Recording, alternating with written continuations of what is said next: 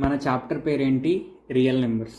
Real numbers అంటే the combination of rational numbers and irrational numbers. ఓకేనా? Rational numbers అంటే ఏ నెంబర్స్ని అయితే మనం p/q ఫామ్లో రిప్రజెంట్ చేయగలమో వాటిని రేషనల్ నెంబర్స్ అంటాం. ఇర్రేషనల్ నెంబర్స్ అంటే ఏ నెంబర్స్ని అయితే మనం p/q ఫామ్లో రిప్రజెంట్ చేయలేమో అట్లాంటి నెంబర్స్ని ఇర్రేషనల్ నెంబర్స్ అంటాం. ఓకేనా? ఇప్పుడు రేషనల్ నెంబర్స్ని మనం డెసిమల్ ఫామ్లో రాసినప్పుడు అవి 2 టైప్స్ లాగా ఉంటాయి. టర్మినేటింగ్ డెసిమల్ లాగా ఉంటాయి, లేకపోతే నాన్ టర్మినేటింగ్ రిపీటింగ్ డెసిమల్ లాగా ఉంటాయి. టర్మినేటింగ్ డెసిమల్ అంటే కొన్ని నెంబర్స్ వచ్చి 1 2 3 4 ఇట్లా వచ్చి ఆగిపోతుంది, దాన్ని టర్మినేటింగ్ డెసిమల్ అంటాం.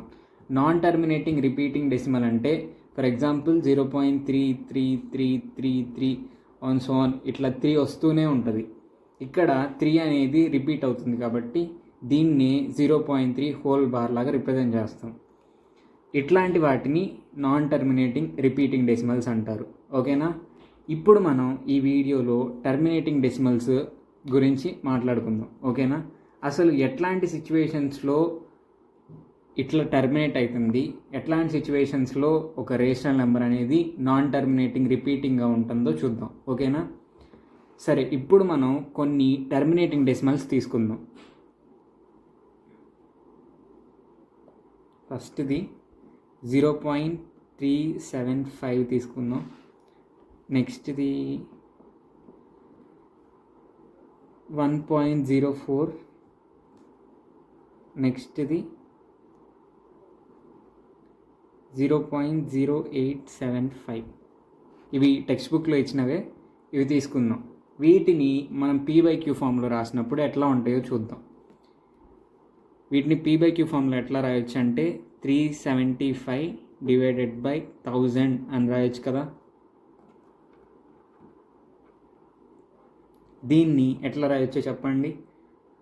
104 డివైడెడ్ బై 100 అని రాయొచ్చు కదా, ఎందుకంటే 3 డెసిమల్ ప్లేసెస్ ఉన్నాయి కాబట్టి 100. ఇక్కడ 2నే ఉన్నాయి కాబట్టి 100, ఇక్కడ 3 ఉన్నాయి కాబట్టి 1000. దీన్ని 875 డివైడెడ్ బై 10,000 లాగా రాయొచ్చు. ఇప్పుడు మనం చూసినట్లయితే ఏ టర్మినేటింగ్ డెసిమల్ తీసుకున్నా దాన్ని మనం p/q ఫామ్లో రాసినప్పుడు డినామినేటర్ అనేది టెన్స్ యొక్క పవర్స్లో ఉండేటట్టు రాయొచ్చు. ఓకేనా? 375 డివైడెడ్ బై 1000ని 10 క్యూబ్ అని రాయొచ్చు కదా. 104 డివైడెడ్ బై 100ని 10 స్క్వేర్ అని రాయొచ్చు కదా. 875 డివైడెడ్ బై 10,000ని 10^4 అని రాయొచ్చు. ఇప్పుడు మనం దీన్ని గమనించినట్లయితే ఏ టర్మినేటింగ్ డెసిమల్ తీసుకున్నా దాన్ని మనం p/q ఫామ్లో రిప్రజెంట్ చేసినప్పుడు డినామినేటర్స్లో టెన్స్ యొక్క పవర్స్ ఉండేటట్టు రాయొచ్చు అనేది మనం ఈ డిస్కషన్ నుంచి అర్థం చేసుకున్నాం. ఓకేనా? అదే ఇక్కడ రాద్దాం.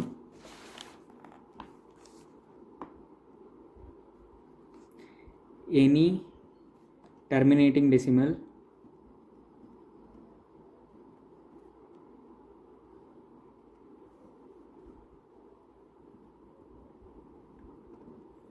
can be represented in the form of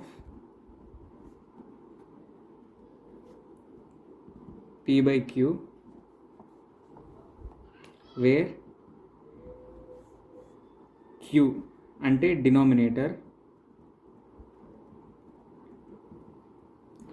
is a power of 10. Any terminating decimal can be represented in the form of p/q, where q, that is denominator, is a power of 10. A terminating decimal అయినా మనం p/q ఫామ్లో represent చేయొచ్చు.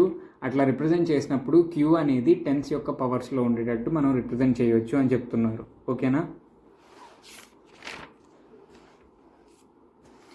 ఇంతవరకు క్లియరే కదా. ఇప్పుడు నేను ఇందాక రాసిన వాటిని రిజల్ట్స్ని ఇక్కడ రాసుకున్నాను.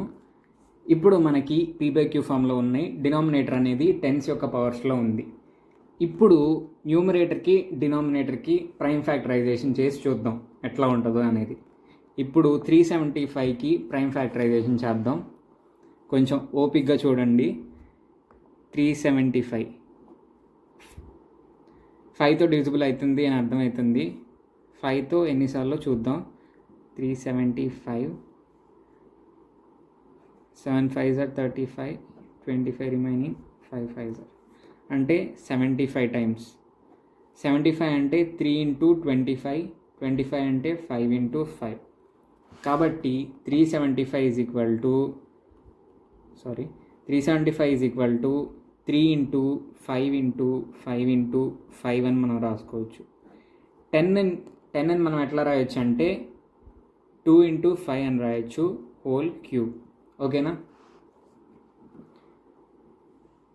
ఇప్పుడు దీన్ని మనం ఎట్లా రాసుకోవచ్చు అంటే 3 × 5³ డివైడెడ్ బై 2³ × 5³ అని రాయొచ్చు. ఓకేనా? ఇంతవరకు అయిపోయింది. ఇప్పుడు దీని ప్రైమ్ ఫ్యాక్టరైజేషన్ చేసి చూద్దాం. 104కి ప్రైమ్ ఫ్యాక్టరైజేషన్ చేస్తే 2తో డివిజిబుల్ అవుతుంది అని అర్థమవుతుంది. 52, 2 × 26, 2 × 13 అంటే 104 ఈజ్ ఈక్వల్ టు 2 × 2 × 2 × 13. 10 స్క్వేర్ అంటే 2 × 5 హోల్ స్క్వేర్. దీన్ని మనం 2³ × 13 డివైడెడ్ బై 2² × 5² అని రాయొచ్చు. ఓకేనా? ఇక్కడ ఇంకోటి 875ని ప్రైమ్ ఫ్యాక్టరైజేషన్ చేయాలి.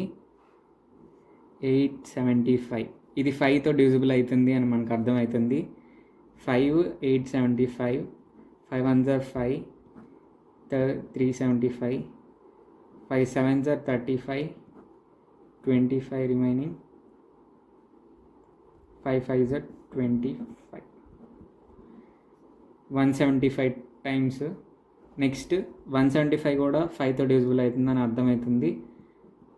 5 3s are 15, 25, 5 5s are 25. ఓకేనా? అంటే 5 × 35.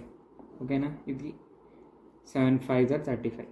కాబట్టి 875ని మనం 5 × 5 × 5 × 7 డివైడెడ్ బై 10ని 2 × 5 రాసుకోవచ్చు, 2 × 5 హోల్ పవర్ 4. దీన్ని మనం 5³ × 7 డివైడెడ్ బై 2⁴ × 5⁴ అని రాసుకోవచ్చు. ఓకేనా? ఇప్పుడు మనం ప్రైమ్ ఫ్యాక్టరైజేషన్ చేసి రాసాము. ఇక్కడ దీంట్లో చూసినట్లయితే ఇక్కడ 5³ ఇక్కడ 5³ క్యాన్సిల్ అవుతాయి. దీంట్లో చూసినట్లయితే ఇక్కడ 2² క్యాన్సిల్ అవుతాయి. 2 × 13 డివైడెడ్ బై 5² అనేది మనం మిగులుతుంది. ఇక్కడేమో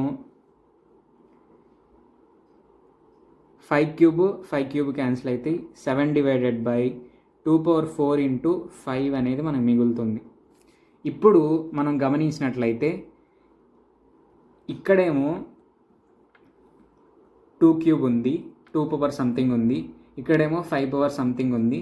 ఇక్కడేమో 2 పవర్ సంథింగ్ × 5 పవర్ సంథింగ్. ఓకేనా? ఉంది. దీన్ని బట్టి నేను ఒక థీరం చెప్తాను.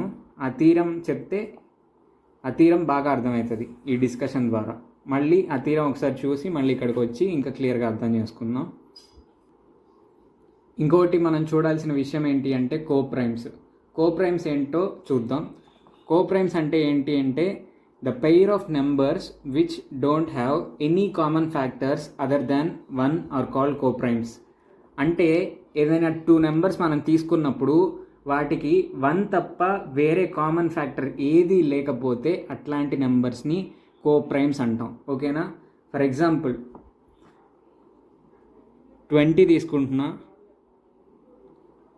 ఇంకోటి 7 తీసుకుంటున్నా. 20కి ఫ్యాక్టర్స్ ఏంటి? 1 2 4 5 10 20. 7కి ఫ్యాక్టర్స్ ఏంటి? 1 7. ఇక్కడ ఈ రెండిట్లో 1 తప్ప వేరే కామన్ ఫ్యాక్టర్ ఏది ఈ 2 నెంబర్స్కి లేదు. కాబట్టి ఈ 2 నెంబర్స్ని మనం కోప్రైమ్స్ అంటాం. ఓకేనా?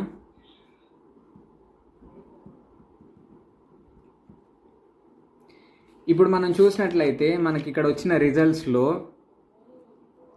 ఈ న్యూమరేటర్కి ఈ డినామినేటర్కి కామన్ ఫ్యాక్టర్స్ ఇంకేమీ లేవు 1 తప్పితే. ఇక్కడేమో 3 ఉంది, ఇక్కడేమో 8 ఉంది. కామన్ ఫ్యాక్టర్స్ ఏమీ లేవు కాబట్టి ఇవి కూడా కోప్రైమ్సే.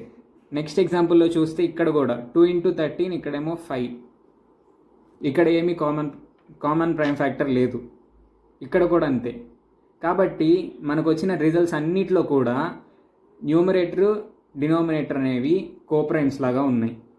ఇక్కడ కోప్రైమ్స్ లాగా ఉన్నాయి 2, ఇక్కడ ఈ 2 కోప్రైమ్స్ లాగా ఉన్నాయి, ఇక్కడ కోప్రైమ్స్ లాగా ఉన్నాయి.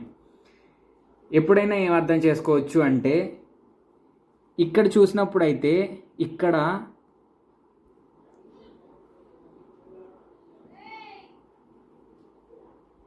2³ 2 స్క్వేర్ ఉన్నప్పుడు ఇది క్యాన్సిల్ చేయకముందు అయితే వీటికి కామన్ ప్రైమ్ ఫ్యాక్టర్స్ ఉన్నాయి, కానీ మనం అవన్నీ క్యాన్సిల్ చేసేసాం. కామన్ ఉన్నాయన్నీ క్యాన్సిల్ చేసేసాం కాబట్టి ద సింప్లెస్ట్ ఫామ్లో మనం ఒక సింప్లెస్ట్ p/q ఫామ్లో రాసినప్పుడు న్యూమరేటర్ డినామినేటర్ అనేవి కోప్రైమ్స్ లాగా ఉంటాయి. ఇది బాగా అర్థం చేసుకోండి.